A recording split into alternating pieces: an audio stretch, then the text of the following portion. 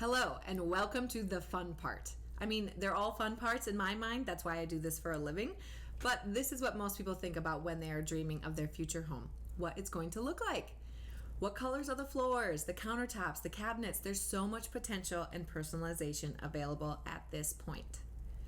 It is easy to dream, but I find it's very hard for people to pull the trigger, to actually make that official decision and then stick with it. There's a lot of anxiety about whether you will end up liking it, if it's the right, best decision out there. If you spent the time in the beginning finding your style and figuring out what you really want in a home, this will be a lot easier. I said this in the beginning, and I'm going to reiterate this again and again. If you are designing this space with a partner, you have to think about their opinion, hang-ups, and baggage too. A lot of my time is spent as a marriage counselor helping two people come together in one vision and make a decision. The struggle is real. You have to agree on the core elements of a home and both be willing to compromise on other, less important aspects. You need to be generally on the same page, or one person needs to be the consistent driver without question. Do not let one person do all the work, all the research, and hunting down the exact right floor, only to have the other person question it because they're just not sure. Either you are in on everything or you don't get a big say. So at that point, your vote counts, but it's not the final decision. And then there's what will other people think.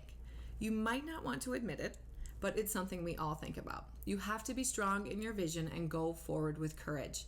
The best houses are the ones that don't look like any others. People always think that what I'm doing is crazy. They question me the entire time. They doubt me, sometimes mock me to my face, and I know behind my back. But then it turns out awesome, and then they finally understand the vision, and then they copy it on their next project. It happens all the time. So go forth and make your selections from the heart. Search until you find the absolute best right material for you, and when you find it, you will know. Do not let the haters slow you down or make you question yourself. Decision making is not a strong skill for a lot of people, and you have a lot of decisions in front of you. At least 318. I know this because I wrote them all out and I counted them. So just start getting over it now. Make the best decision that you can in the moment and then move on. This process cycles around. You will get questioned about every material multiple times, so you have a little wiggle room to change your mind. Every time you get questioned, look at it, confirm that it's still the right choice, correct it if it's not, and then move on. There are so many decisions, you do not have the mental space to really dwell on anything too long. You will get exhausted in the end, no matter what. Do not make this harder on yourself by continually second-guessing your decisions. So you are ready to go to the showroom. Where do you start? There are a few foundation items that really get the ball rolling and dictate a lot of your style, so I like to start there. Flooring, kitchen and bath, and any statement pieces. Whatever you are most excited about or have the best vision of, start there. Once you have your foundation items established, every decision will piggyback on those. So again, be intentional about these decisions and they will carry you through the rest. This is definitely the time to remember those core wants and needs. You will most likely be starting at a kitchen and bath showroom, a lumber yard, or a flooring showroom, or a combination of all those places, depending on what you want to nail down first. If you hired a general contractor, he or she will probably recommend showrooms that they like to use. They might get a better discount or can speak to the quality or service of an establishment, and it is totally cool to start there. But if for some reason you don't get a good vibe, you don't like the salespeople, or they don't carry the product that you had your heart set on, go somewhere else. It's really not a big deal where you get your materials from, as long as you feel comfortable and the service is good, which will matter later when it comes to the shipping, receiving, and or warranty issues. If you don't like the showroom or the people when you are picking your finishes, you definitely won't like them later when you have issues. Some showrooms will only sell to the trade, which means that your contractor needs to have an account or place the order for you. You can absolutely shop there without a professional. You just can't physically buy it. They might not give you the actual price either, like we discussed in the last module. They usually deal in price categories or levels and retail pricing, which is different than the wholesale pricing that your contractor will get. But it is typically enough to know where to start for your budget. When you make a selection, write down all the information, the manufacturer, the style, the color, and any numbers associated with it, and share it with your contractor. Depending on the showroom, they might record it for you and coordinate the order with your contractor. Even if the showroom writes it down, always write it down for yourself. Keep track on your phone, a notebook, or download my spec worksheet. Organization is key here.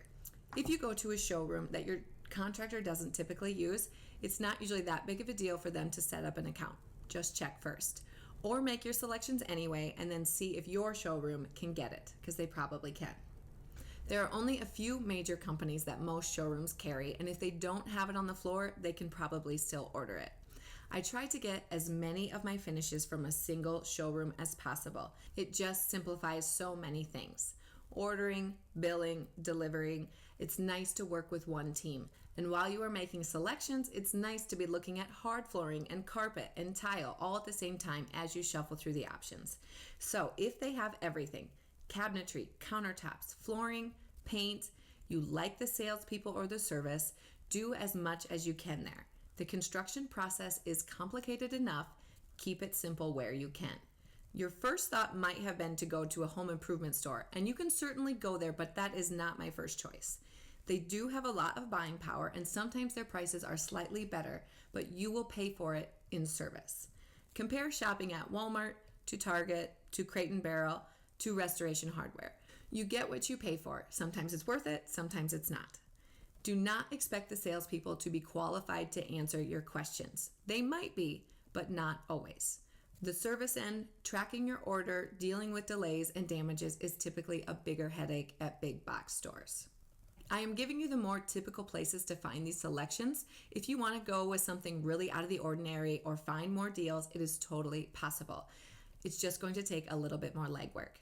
If you want to hunt for deals, I suggest looking at Habitat for Humanity reuse centers, remnant yards, going out of business sales, online, swaps, Craigslist. But you need to be prepared to inspect the quality, know exactly what you're looking for, know the quantity that you need, and be prepared to pay cash. You can be thrifty. I love to be, but it will take more legwork on your part. So for an example, you found an awesome vintage soaker tub on Craigslist. Things to check. How is the enamel? Does it need to be redipped? How are the feet?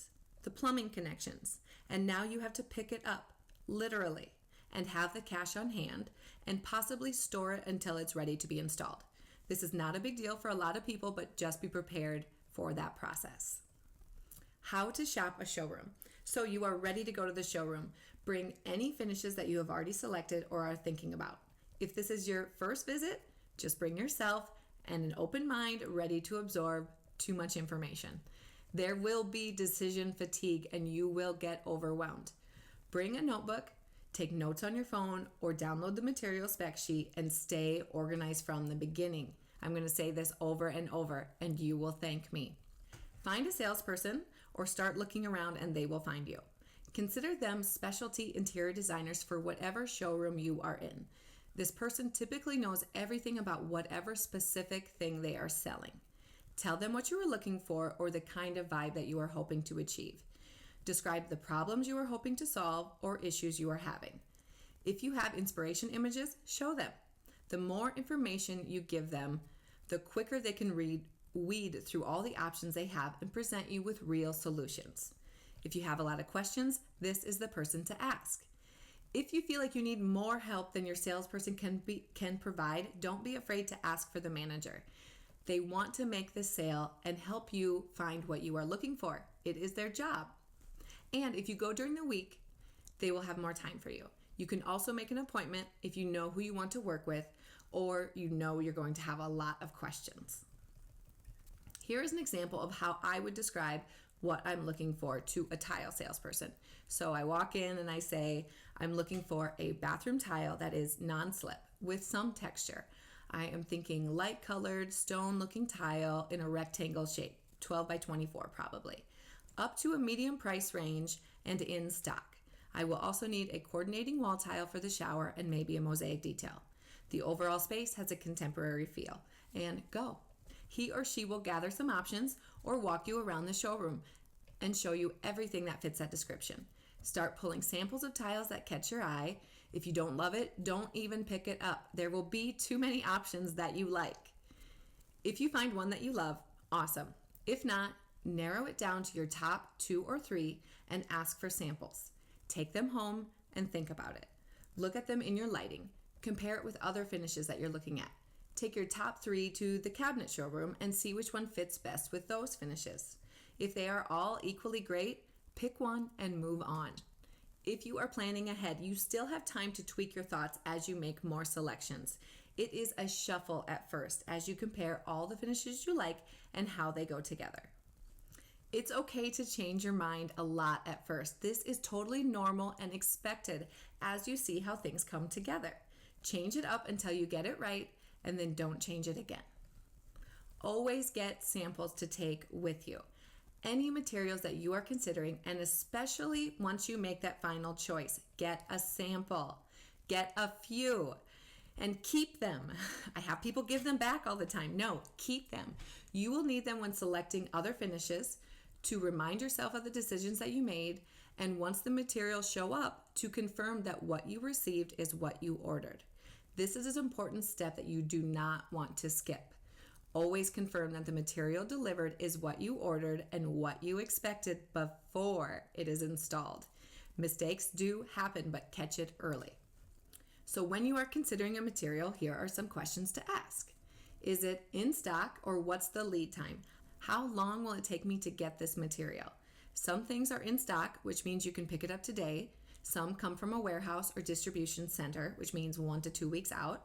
Some materials, especially European tile, come from overseas, so you're looking at 4 to 6 weeks. And some things that are custom made, like high-end furniture, you're looking at 8 to 12 weeks. If you are choosing something with a long lead time, make sure your team is aware. Durability and wear layers. Is it made for residential or commercial? What sort of traffic is it appropriate for, and what's the warranty? Laminate flooring is a great example. There are a ton of different price points on floors that look almost the same. The difference is in the wear layer on top, the way the color or pattern is integrated, the pad underneath, and how it's installed. The floors look the same today, but will look totally different 10 years from now after some wear and tear. Budget and price. Even if you don't have a budget, price matters. Always ask. Okay, so let's start with those core selections and the basics that you need to know, starting with your cabinets and countertops. I like to start here because most people have a pretty clear picture of what they want the kitchen to look like, and it helps establish the style and finish palette of the entire house. You also need to have your kitchen and bathroom plumbing locations decided early on in the construction process, and that is typically based on your cabinet layout.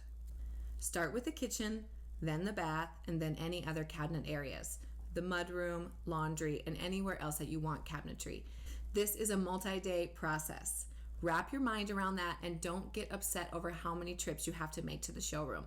There are a lot of details in these spaces and things to consider, so don't rush it. It is worth it.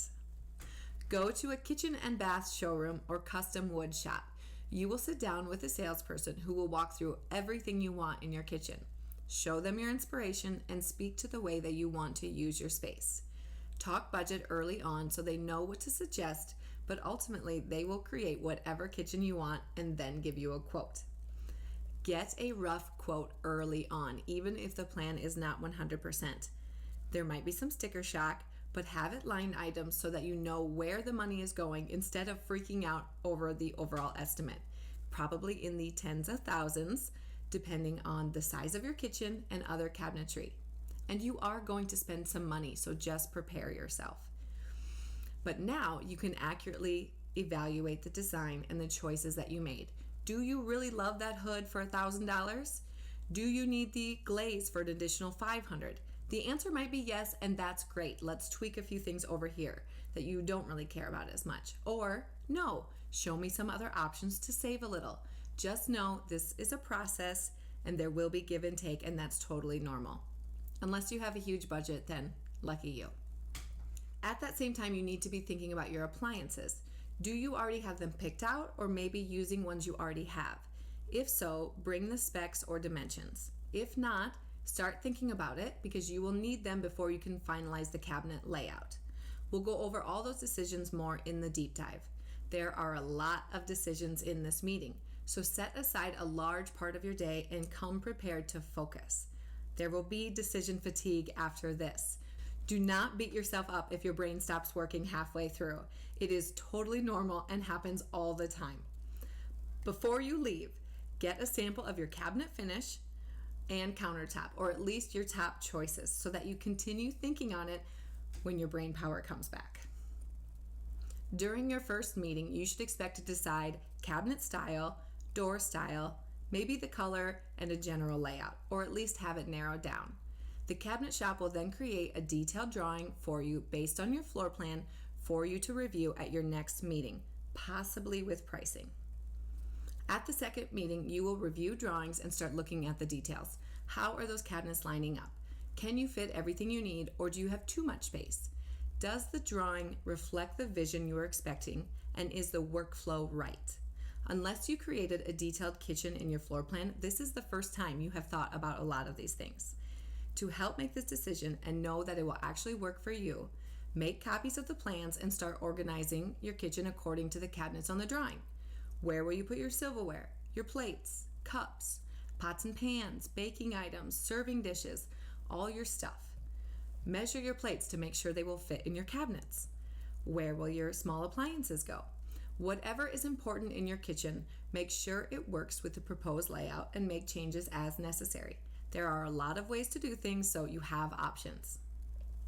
And round you will go until the drawings are exactly dialed in. This could take 2 meetings or 20.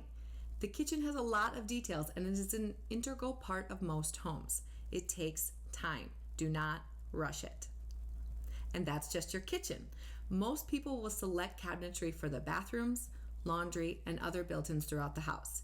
You might even think about an office space, craft space, mudroom, locker storage, and your master closet. If you have any wood architectural details, you might plan those here too. Faux wood beams, fireplace mantles, interior doors, and trim. When the interior walls of your home are constructed, the cabinet shop will come out to take a measure of the site and make the drawings official. Some things may have changed during construction. Room sizes, window and door locations, who knows? Sometimes the final plan has to be changed because of site conditions. And after all that work, it seems like you are back to the drawing board, but most things can be adjusted and it's not a big deal. Handles or hardware are typically one of the last things picked. You can get this from your cabinet shop or you can buy them elsewhere. If you are not looking for anything in particular, buy them from the cabinet place. Because they deal in such quantity, they typically have the best price and is often thrown in as a deal. Buy our handles for $2 a handle. If you like that handle, do it. If you are purchasing the hardware on your own, it will range from $3 and up, and real quickly. It doesn't seem like much, that $8 handle, except that you need 30 of them. Your cabinet hardware does not have to match your interior or exterior door hardware, but I do find that it's easy just to keep things simple. All hardware in matte black or oil rub bronze or brushed nickel, whatever finish you are after, the color is totally a personal preference. Typically, you will select your countertop in the same shop as your cabinets, especially if you're using a laminate or a quartz. There will be a wall full of samples, you pick one, and the countertop you get will pretty much match that sample. If it's a natural material with variation, like a granite or a marble, then you will go to a stone yard and pick your specific slab. They will have small samples that give you the general idea so that you can narrow it down, but then you'll be walking through an outside space or warehouse full of slabs. Here you will pick exactly the one that you want. You'll be looking at the color variation and the veining typically. You will buy that slab, your name will go on it, and it will be set back until you are ready for it, typically once your cabinets are installed. Take a picture so that you remember, and find a sample as similar as possible for coordinating other finishes, because you typically don't see this again until it's installed. And you don't want to be carrying your samples to the slab yard to compare your flooring and cabinets. If you are particular about what part of the counter is where, maybe you want the sinkhole in a specific spot because you don't want to cut out your favorite veining, or maybe there's a defect in an area that you definitely want to cut out with the sink. Make sure this is clear and the cutting diagram is approved by you before you start anything. It's your house and you can be as particular as you want. and it is standard practice for an interior designer to approve a cutting diagram. Ask if you are paying for the amount of slab you use or if you have to buy the whole thing. If you have to buy the whole thing and you only use half, well, that is just money wasted. Maybe use the remnant somewhere else in your home, like a powder room, or you could sell it to someone else. And the same goes for quartz products. Sometimes you have to buy or at least pay for a minimum amount. So try to use as much as you can or want to. You can also use these materials for windowsills, benches in showers or mudrooms, small built-ins, cutting boards, or you can add it to a piece of furniture. Hello, new side table. You paid for it. It is yours. Use it how you want. When selecting countertops, you can definitely use the same selection throughout a home, especially if it's something neutral. Although most people will make different selections for different areas. This is how I usually break it down. Higher end countertops for your kitchen, like a quartz or a granite, something that can handle daily abuse yet looks stunning. You typically have the most visual space in the kitchen, so this is where you use those large patterns if you want to. Bathrooms usually have less counter space, so if you're using a large pattern, you might not even see half of it. I like a smaller pattern for this area, and laminate is fine in a bathroom as long as there is not a lot of water pooling on it. If you were thinking about a boys' bathroom that never gets cleaned up with water everywhere, I would not use laminate. I like a solid surface or quartz typically in a bathroom because the counter space is smaller and quite often you can find remnants at a fraction of a cost. Laundry and accessory spaces. Sometimes people like to make the laundry room a showstopper, but for most people it's a lovely utilitarian space. I usually do laminate in the laundry since there really isn't a lot of water sitting around. And I will also use laminate for desks and other random countertop areas. Countertops are not measured until your cabinets are in place. Just know this. People see the cabinetry go in and they are so excited to see those areas wrapped up. But the lead time for the countertop does not start until that final measure is taken. So if the cabinet shop told you the counter has a 3-week lead time, it is not going to come until 3 weeks after your cabinets are installed.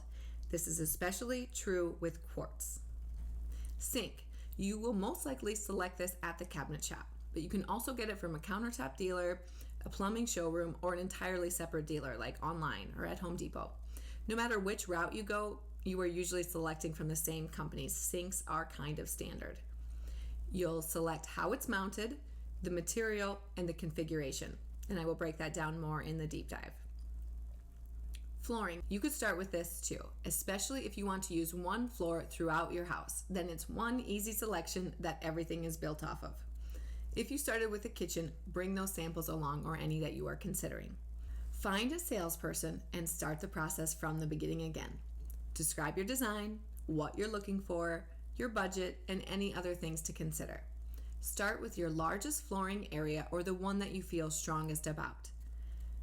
If you are overwhelmed by the options, take out any flooring that you don't love and be ruthless. Now throw those samples on the floor. Walk on them. Take your shoes off.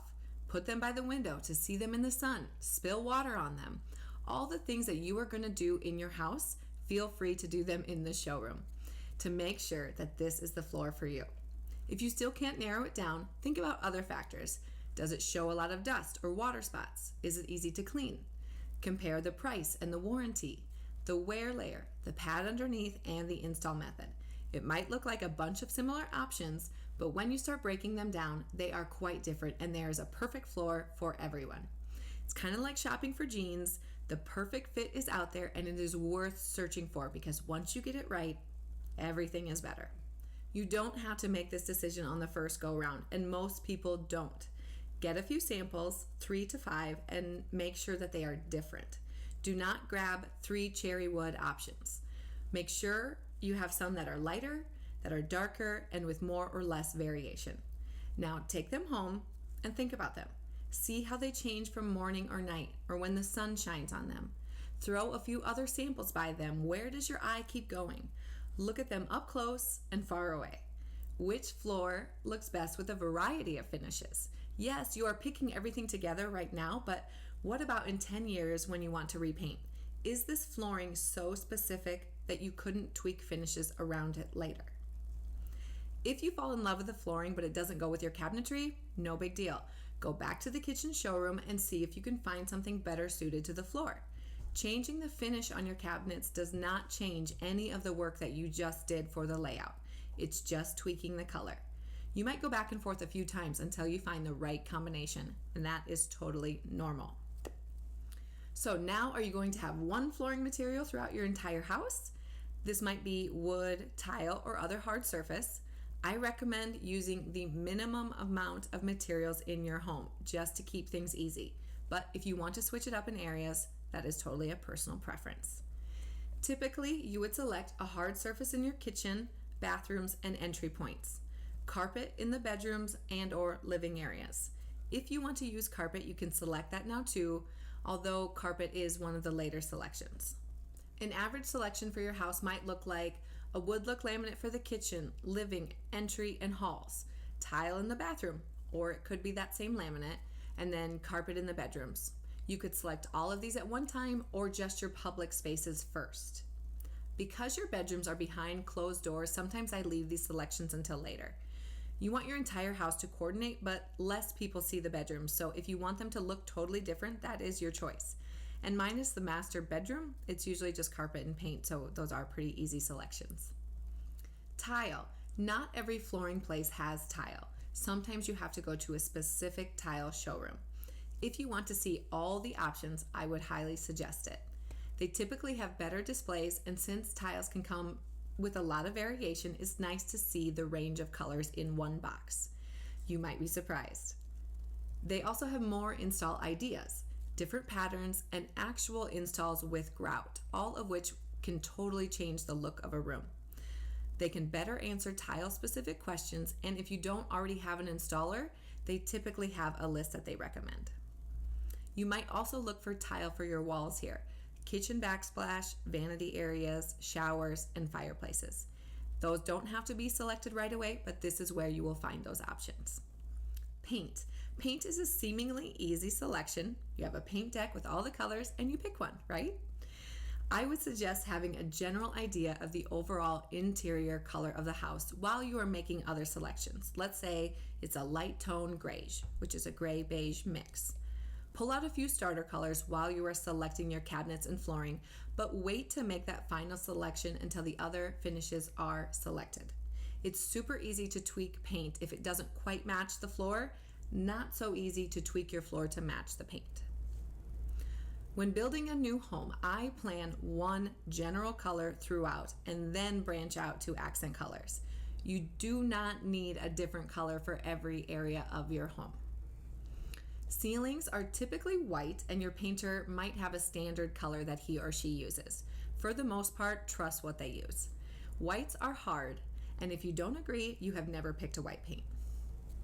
Rarely do you want pure white, and even then, what does that even look like? The painter I typically use recommends the color Cloud White from Sherwin-Williams, although throughout my house, I have White Dove from Benjamin Moore. There are plenty of good whites out there, but there are some bad ones too. If you are ever unsure about where to start, Google best white paint for ceilings or best navy blue. Someone has already narrowed it down and you can start with those. As you narrow down your color selection, you can either order large paper samples of the colors to hang on your wall or buy sample jars. It might seem tedious, but it's better than repainting a 4,500 square foot house because the gray had the wrong undertone, and it does happen. If you are painting your trim or woodwork, you can select that from a paint deck as well.